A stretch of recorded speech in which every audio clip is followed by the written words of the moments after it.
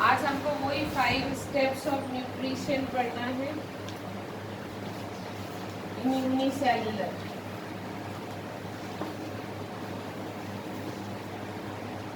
इसमें ना उसका डायग्राम नहीं दिया हुआ है इस बुक में, वैसे इसका डायग्राम भी है, पिक्चर से समझाना है। तो यूनिसेल्युलर यानी होता है amoeba. Amoeba is a unicellular animal organism which found inside the ponds और in water bodies। पानी के अंदर ये पाया जाता है। आई बात समझ में? मेरी बुक थोड़ी है किसी के पास कोई सी एनिमल नहीं है, वो ऑल इन वन या कोई दूसरी बुक।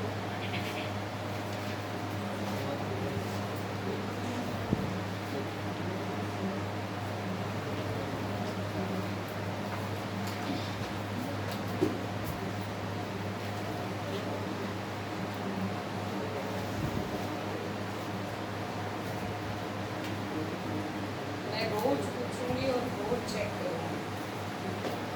अब अगर साथ साथ चलना है तो तुम्हारी मर्जी है।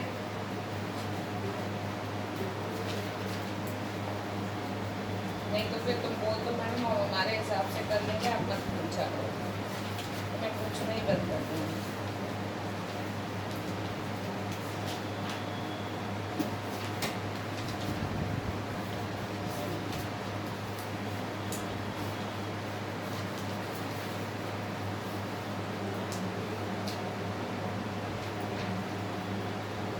अच्छे से दिया हुआ है पूरा, पर तो भी हम पढ़ नहीं रहे हैं।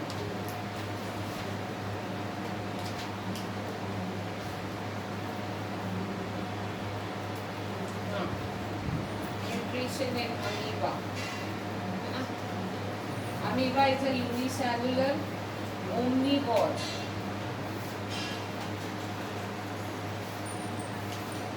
ओमनीवोर ऑर्गेनिज्म, ये किस मोड से खाना अंदर लेता है? Holozoic mode of nutrition. तो इसका फिगर है, अमीबा का कोई स्ट्रक्चर नहीं होता, इसका कोई फिक्स्ड शेप नहीं होता। ये एक सेल होता है किसी भी शेप का, उसमें साइटोप्लाज्म होता है और एक न्यूक्लियस होता है। यस और नो? तो होता क्या है? बेसिकली सबसे फर्स्ट प्रोसेस होती है इंजेशन। इंजेशन प्रोसेस में क्या होता है?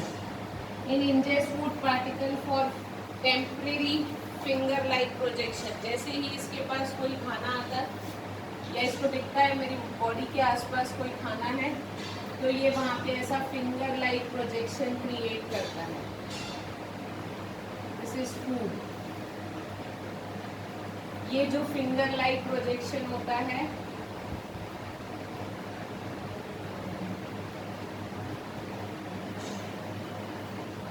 इसको अपन कहते हैं स्यूडोपोडिया। क्या कहते हैं?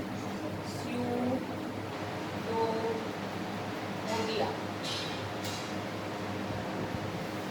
Basically this finger like projection, ताकि वो फूड पार्टिकल को अंदर ले सके। आई बात समझ में? Pseudopodia fuse over the food particle. ये किसके ऊपर आ जाता है? फूड पार्टिकल के ऊपर आ जाता है, उसको घेर लेता है चारों तरफ से, to form a food vacuole. और फिर क्या करता है? उसको अंदर ले लेता है, मतलब आगे से फिंगर बंद हो जाती है और फूड पार्टिकल ऐसे घेरे में आ जाता है। आई बात समझ में? ये न्यूक्लियस है, साइटोप्लाज्म में। ये होता है फूड वैक्यूल। क्या होता है? ये टेम्परेरी फूड वैक्यूल क्रिएट करता है, उस पार्टिकल को अंदर ले लेता है। आई बात समझ में? अब फूड वैक्यूल के अंदर क्या होता है? In the process of digestion, in the process of digestion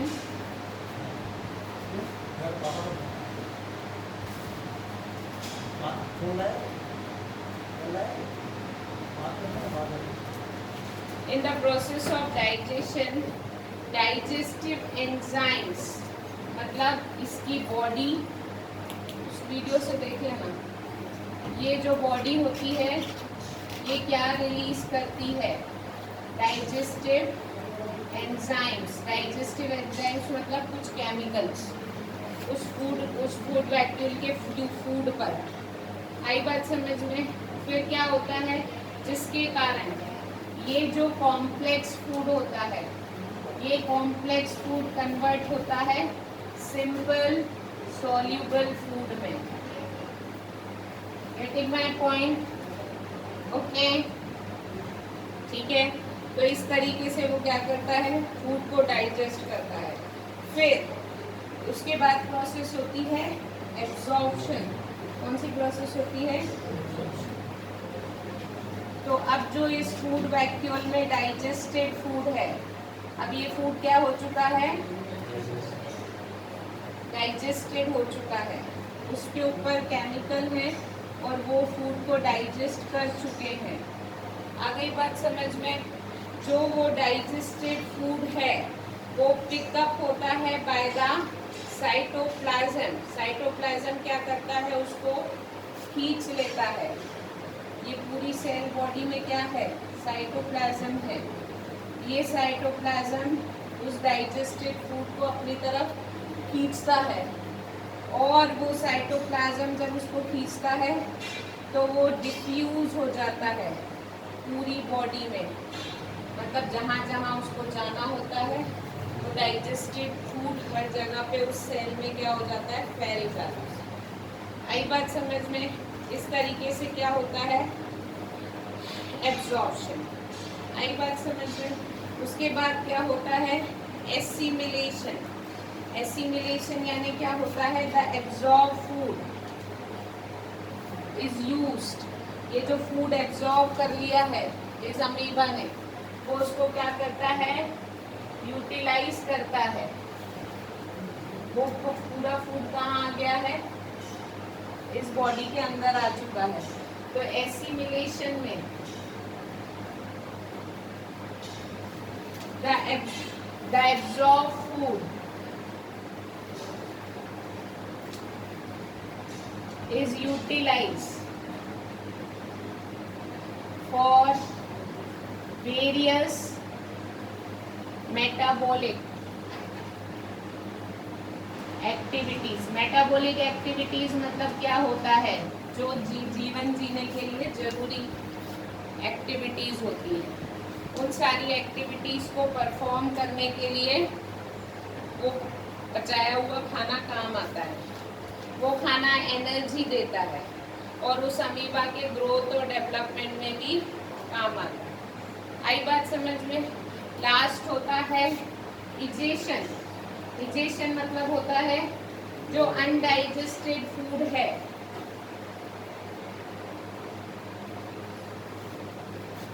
जो अनडाइजेस्टेड फूड है उसकी बॉडी में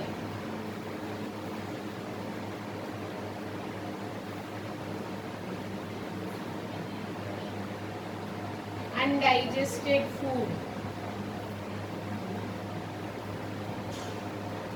इजेशन प्रोसेस के थ्रू कहीं से भी एक जगह से उसकी सेल की वॉल क्या हो जाती है, रैप्चर। रैप्चर यानी फट जाती है। किसी भी एक जगह से उसकी बॉडी रैप्चर हो जाती है और वो जितना भी अनडाइजेस्टेड फूड है उसको बाहर एलिमिनेट कर देता है। आगे बात समझ में? तो इस तरीके से अमीबा में पूरा खाना ऐसे अंदर जाता है और इस तरीके से बाहर आता है 5 स्टेप्स के through.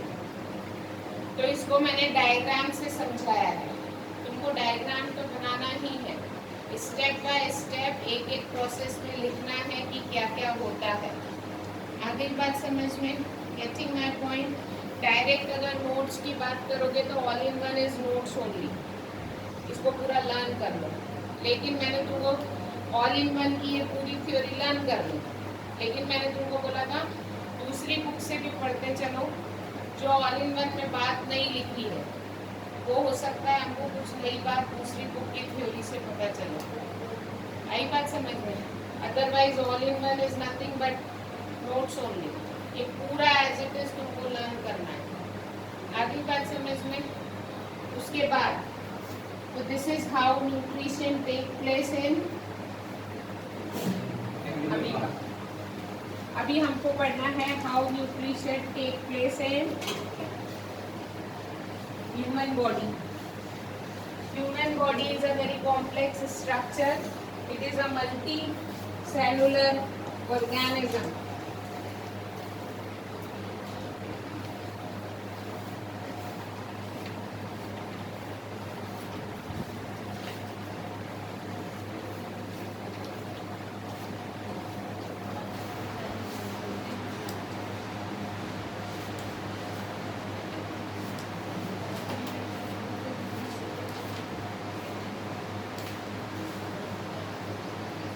Human being is a multi-cellular organism.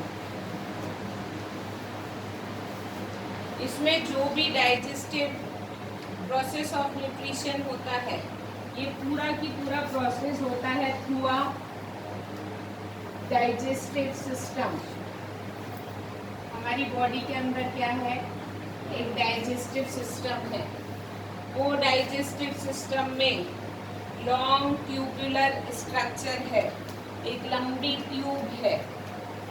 This digestive system consist of long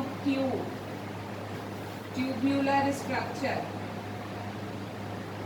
जिसको अपन कहते हैं एलिमेंट्री कैनल।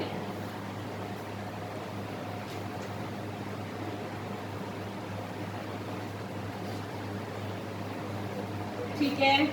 एंड इस एलिमेंट्री कैनल के साथ बहुत सारे आस पड़ोस में डाइजेस्टिव ग्लैंड्स भी जुड़े होते हैं। आई बात समझ में? डाइजेस्टिव ग्लैंड्स जैसे लीवर ये सब इसके साथ लगा होता है। ये जो डाइजेस्टिव ग्लैंड्स होते हैं ये डिफरेंट एंजाइम्स सिक्रीट करते हैं। क्यों सिक्रीट करते हैं? खाने को पचाने के लिए। आई बात समझ में? Getting my point? तो हमारी जो एलिमेंट्री कैनाल है बेसिकली वो कितनी लंबी होती है? It is 7 to 8 metre long. 7 से 8 मीटर लंबी है हमारी एलिमेंट्री कैनाल होती है। और ये भी 5 स्टेप में होता है पूरा न्यूट्रिशन, इंजेशन, डाइजेशन। आई बात समझ में? जो इस एलिमेंट्री कैनाल के ह्यूमन डाइजेस्टिव सिस्टम का पूरा डायग्राम बना हुआ है, जो तुमको बनाना है कॉपी में। ठीक है, बनाने के लिए आता भी है। ह्यूमन डाइजेस्टिव सिस्टम में मेजर पोर्शन सबसे पहले क्या आता है? Mouth. The first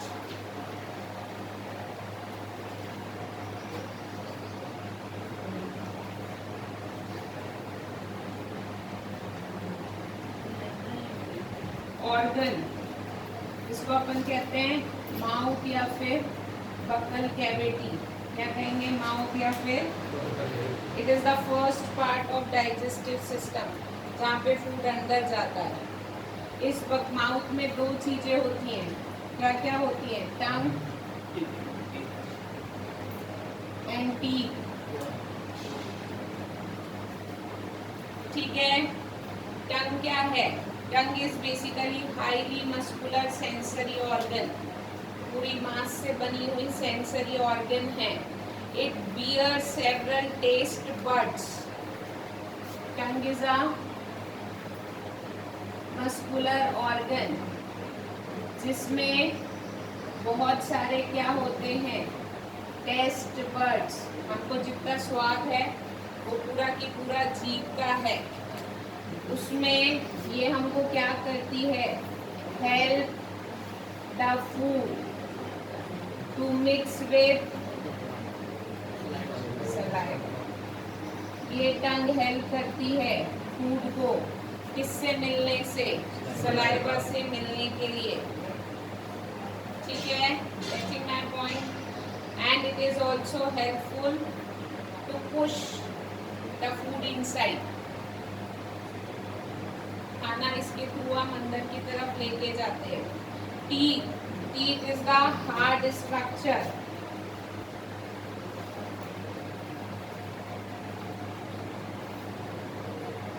present bone lower और अपर जॉ दोनों तरफ होता है।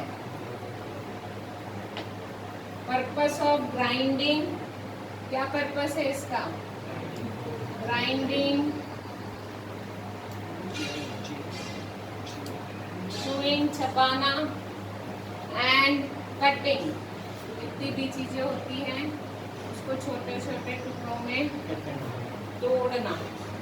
इसका basic function of this teeth, ये इस टीथ के कारण ही हम सारी चीज़ों को छोटे छोटे पार्ट्स में डिवाइड कर पाते हैं। इसके बाद टीथ में ही एक क्वेश्चन आता है that you called as dental caries, वो बाद में पढ़ेंगे। आई बात समझ में। फिर इसमें अच्छा एसएल, ये ऑल इन वन में पहले डाइजेस्टिव सिस्टम समझाया हुआ है, फिर आखिरी में वो 5 स्टेप समझाई हुई है, डिजेशन डाइजेशन, तो तुम कैसे भी कर सकते हो। Getting my point, okay. तो फिर इसके बाद सबसे बोल बता दूँ, ये डायग्राम का बताऊँ, ठीक है जी। इस माउथ के नीचे एक छोटा सा पार्ट और आता है जिसको अपन कहते हैं फेरनेक्स। ये ऐसा आगे जाके ऐसा गले में यहाँ पे 2 चीजें होती हैं, लैरिंक्स एंड फेरनेक्स। आई बात समझ में। इस पाइप को अपन कहते हैं फूड पाइप या फिर एसोफेगस, क्या कहते हैं, ठीक है। यहाँ पे बीच में गले में जो कॉमन हिस्सा होता है उसको अपन कहते हैं फेरनेक्स। लैरिंक्स जो होता है वो विंड पाइप के पास में होता है। तो basically the other part in this is pharynx. तुमको सबका फंक्शन पता होना चाहिए। It is a funnel shaped chamber. Funnel shaped मतलब जैसे वो तेल डालने की ऐसी टूपी आती है। It is a funnel shaped chamber in the oral cavity, communicates both, मतलब ये आगे जाके 2 भाग हो जाते हैं। एक हो जाता है विंड पाइप और एक हो जाता है एसोफेगस। इसलिए कभी कभी हमारा खाना कहाँ चला जाता है, विंड पाइप में, जिससे फिर हमको ठसका लगता है। तुरंत वो विंड पाइप खाने को बाहर फेंकती है तो हमको पानी पीना पड़ता है। तो बेसिकली ये एक कॉमन पैसेज है। इसके बाद 2 ट्यूब्स हो जाते हैं, एक हो जाता है ट्रैकिया, ट्रैकिया यानी विंड पाइप, और एक हो जाता है एसोफेगस जिसमें से खाना नीचे जाता है। आई बात समझ में। तो अभी हमको ट्रैकिया नहीं पढ़ना है, अभी हमको एसोफेगस पढ़ना है। आई बात समझ में। तो पहले माउथ, दूसरा फेरनेक्स, तीसरा एसोफेगस। एसोफेगस क्या है, एसोफेगस एक थिन लॉन्ग मस्कुलर ट्यूब है that leads into स्टमक। आई बात समझ में। ये सीधे जाके किससे जुड़ती है, स्टमक से। आई बात समझ में। एसोफेगस में और भी कुछ चीजें लिखना चाहिए, इसलिए मैं बार बार कहती हूँ कि तुम लोगों को 2-3 बुक से पढ़ना चाहिए। एसोफेगस में हाँ देखो,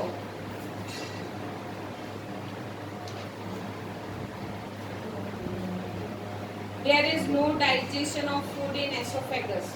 एसोफेगस में कोई डाइजेशन नहीं होता है। ये सिर्फ क्या करती है, खाने को नीचे ले जाने का काम करती है थ्रू पेरिस्टलेटिक मूवमेंट। पेरिस्टलेटिक मूवमेंट मतलब ऐसे हिलती रहती है, जिसके कारण धक्का लग के, ग्रेविटी नहीं होती हमारी बॉडी के अंदर, खाना नीचे कैसे जाएगा?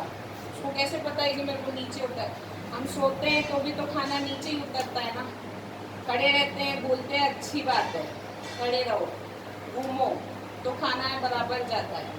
खाना खाते ही सो जाते हैं, मुंह में वापस आने लगता है। आई बात समझ में? तो एसोफेगस के पास क्या होता है? एक मूवमेंट होता है जिसको अपन कहते हैं पेरिस्लेटिक, पेरिस्लेटिक मूवमेंट, जो फूड को नीचे की तरफ क्या करता है? पुश करता है इनटू द स्टमक। आई बात समझ में? Getting my point? ओके।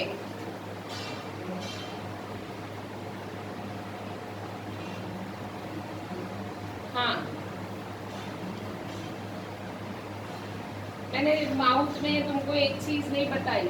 अच्छा, वो ऑल इन वन में अलग से ग्लैंड्स बताई गई है। सब बुक में सब कुछ है, तुमको कैसे पढ़ना है वो तुम्हारे ऊपर डिपेंड करता है। माउथ में चलो ग्लैंड्स बाद में पढ़ेंगे। आई बात समझ में? तो ये पेरिस्लेटिक मूवमेंट होता है, उस पेरिस्लेटिक मूवमेंट के थ्रू खाना नीचे जाता है।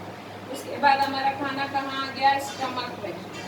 इसके बाद जे शेप, चौथा पार्ट हमारे बॉडी में होता है स्टमक। स्टमक हमारी बॉडी के लेफ्ट साइड होता है। आई बात समझ में? It is a J shaped bag. एक बैग है, जे शेप्ड का होता है, and it is situated between oesophagus and small intestine. इसके बाद स्मॉल इंटेस्टाइन आएगी। बिलो डायफ्रेम, बिलो डायफ्रेम मतलब जो हमारे दो रिब्स होते हैं ना, ऐसी पसलियाँ, उस रिब्स के नीचे यहाँ पे होता है स्टमक। आ गई बात समझ में? तो ये बिलो डायफ्रेम होता है। It is store house of food. यहाँ पे खाना क्या रहता है? बहुत देर तक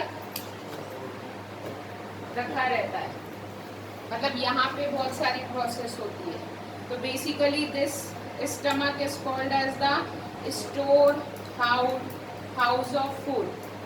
जो हमारे मुंह में थोड़ा सा, जब हम मुंह में खाते हैं ना, तो फूड का बहुत कुछ हिस्सा मुंह में ही डाइजेस्ट हो जाता है। इसलिए बोलते हैं खाने को बहुत अच्छे से चबाना चाहिए। जितना देर मुंह में खाना चबाते हैं उतना अच्छा डाइजेशन होता है। आई बात समझ में? तो फूड जो पार्शियली डाइजेस्टेड फूड है मुंह में, अब वो किस में आता है? स्टमक में आता है। स्टमक में उसका फुल डाइजेशन होगा। आई बात समझ में? तो उन्होंने बोला है, हाँ, अब यहाँ पे स्टमक में बहुत सारे ग्लैंड्स अपना अपना जूस इस स्टमक में छोड़ते हैं। आई बात समझ में? तो एक ग्लैंड होती है जिसको अपन कहते हैं गैस्ट्रिक ग्लैंड। क्या कहते हैं? वो अपना जूस इस स्टमक की वॉल से, इस स्टमक की वॉल के पास होता है वो गैस्ट्रिक ग्लैंड। वो ये स्टमक की वॉल कुछ जूस को क्या करती है? स्टमक की वॉल से एक जूस निकलता रहता है जिसको अपन बोलते हैं डाइजेस्टिव जूस। नाम आगे पढ़ेंगे। तो ये जो स्टमक में खाना है उन पे फिर ये सारे जूस अटैक करते हैं। फिर ये खाना यहाँ स्टमक से थ्रू अ स्पिंचर मसल, यहाँ पे ऐसा एक स्पिंचर मसल होता है। स्पिंचर मसल मतलब एक बॉल टाइप का, उसके आगे वो खाना किस में आ जाता है? स्मॉल इंटेस्टाइन में। स्मॉल इंटेस्टाइन मतलब वो ऐसा,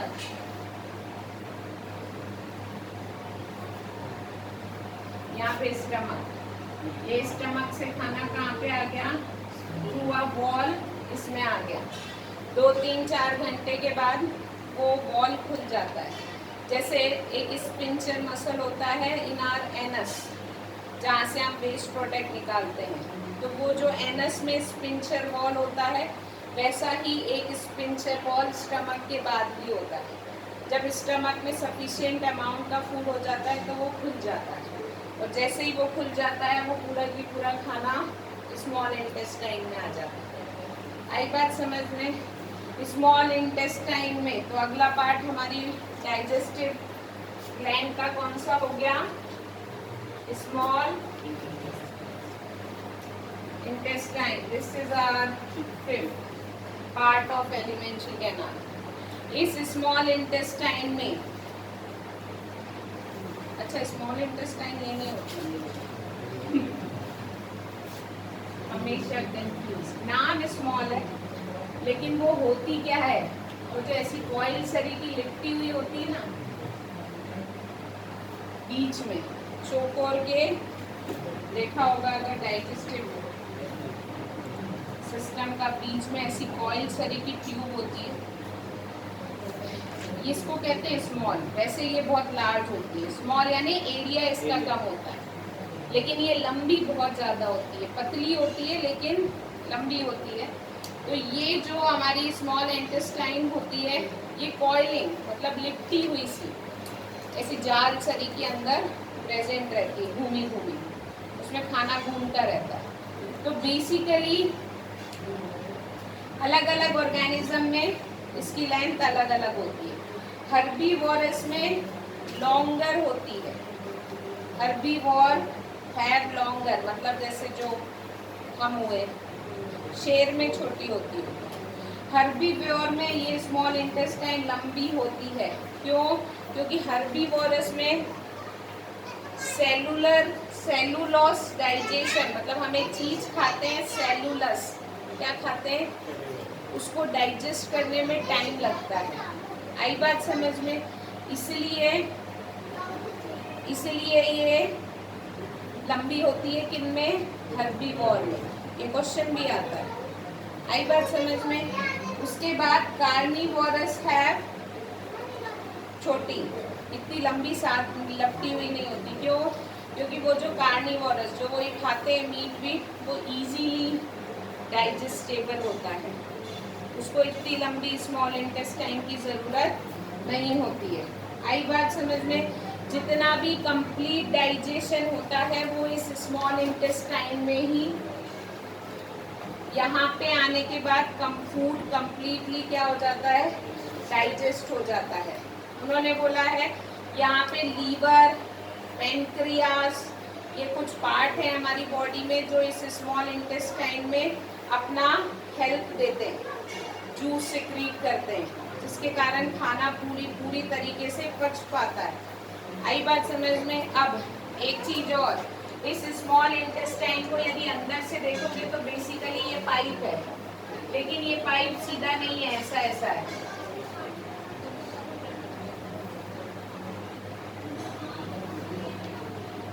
ऐसा है ये पाइप। ऐसा क्यों है? ऐसा इसलिए है क्योंकि इसमें फिंगर लाइक प्रोजेक्शन है अंदर। फिंगर लाइक प्रोजेक्शन इसलिए ताकि इसका सरफेस एरिया बढ़ जाए, जो अंदर खाना है ना उसको ज़्यादा से ज़्यादा वॉल टच कर सके। क्यों? क्योंकि जो डाइजेस्टेड फूड है वो इसी वॉल से एब्जॉर्ब किया जाता है। तो वो वॉल का सरफेस एरिया बढ़ाने के लिए ये ट्यूब में अंदर से ऐसे फिंगर लाइक प्रोजेक्शन होते हैं, to increase the surface area of absorption. अगर ये सीधी होती तो सरफेस एरिया कम होता, उसी को मैंने ऐसा, तो ये और एरिया बढ़ गया। आई बात समझ में? एब्जॉर्प्शन का, इसलिए इसमें फिंगर लाइक प्रोजेक्शन होता है। इसके बाद तीन चीजें होती हैं, तीन पार्ट्स और होते हैं। लार्ज इंटेस्टाइन, लार्ज इंटेस्टाइन यानी वो चौकोर डब्बा, वो कॉइल में से खाना निकल के कहाँ आता है, लार्ज यानी ऐसी मोटी इंटेस्टाइन में। आई बात समझ में? तो this is your large intestine. ये लार्ज इंटेस्टाइन क्यों? क्योंकि इसका सरफेस एरिया ज्यादा होता है। लार्ज इंटेस्टाइन में, हाँ इसमें कुछ नहीं बताया, इसमें वेस्ट प्रोडक्ट क्या होता जाता है, निकलता जाता है, और इसका फंक्शन क्या होता है, जो एक्सेस वाटर खाने के साथ चला जाता है उसको वापस हमारी बॉडी एब्जॉर्ब कर लेती है। खाने के साथ जो पानी जगह का होता है, इसमें एक ऐसा अपेंडिक्स टाइप का एक मसल निकला हुआ होता है, कहते हैं ना किसी किसी का अपेंडिक्स का ऑपरेशन हुआ है, सुना होगा, अपेंडिक्स, पेट दुखने लगता है, तो अपेंडिक्स बेसिकली इसका कोई काम नहीं है, ये वेस्ट है हमारी बॉडी में। ये लेकिन अगर सूज जाए किसी कारण से तो पेट दुखने लगता है, फिर इसका ऑपरेशन किया जाता है। तो इसमें एक अलग से मस्कुलर लाइक ऐसा लटका रहता है जिसको अपन कहते हैं अपेंडिक्स।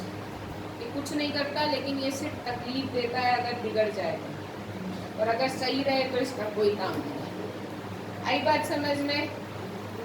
उसके बाद लास्ट होता है रेक्टम। ये लार्ज इंटेस्टाइन के बाद एक रेक्टम नाम का एक ऑर्गन होता है। ये रेक्टम में अनडाइजेस्टेड फूड काफी देर तक स्टोर रहता है। If you are feeling like 40 but still नहीं जा रहे हैं, तो वो आपकी बॉडी में स्टोर है। वो कहाँ स्टोर रहती है? रेक्टम में, undigested food. And when you are having urge of removing undigested food, जब हमको ऐसा लगता है कि नहीं अभी हमको अनडाइजेस्टेड फूड को रिमूव करना है, it means your rectum is full with the undigested food. It is a temporary bag to store undigested food. और जब हमको ऐसा लगता है तो through a anal sphincter, यहाँ पे last is your anus, जिसके through undigested food out of the body चला जाता है। आई बात समझ में? तो बेसिकली ये एलिमेंट्री कैनाल के पार्ट्स हैं। ये पार्ट्स के साथ बहुत सारी ग्लैंड्स मतलब ऐसे मांस के गुच्छे अलग अलग है। लीवर है, हड्डी नहीं है। लीवर एक मस्कुलर बैग है जिसके अंदर कोई जूस बनता रहता है। तो ऐसे बहुत सारे ग्लैंड्स हमारे इस एलिमेंट्री कैनाल के साथ बीच बीच में जुड़े रहते हैं। वो क्या काम करते हैं वो मैं कल की क्लास में बताऊंगी। किन किन ग्लैंड्स का क्या क्या यूज है ये पूरी डाइजेशन प्रोसेस में, और वो 5 स्टेप्स में क्या होता है। तो क्वेश्चन क्या आया है ये देखना है और फिर आंसर करना है। आई बात समझ में? क्या पूछ रहे हैं? डाइजेस्टिव सिस्टम पूछा है, प्रोसेस पूछी है न्यूट्रिशन की ग्लैंड्स पूछी है। आई बात समझ में? ठीक है, कल इतना पढ़ के आना है, और ग्लैंड्स भी पढ़ के आना है, भले ही लिखो नहीं, पर इस डाइजेस्टिव सिस्टम के आगे के ग्लैंड्स और वो 5 process, nutrition in human being, उनको आना चाहिए। आ गई बात समझ में? This is all about today.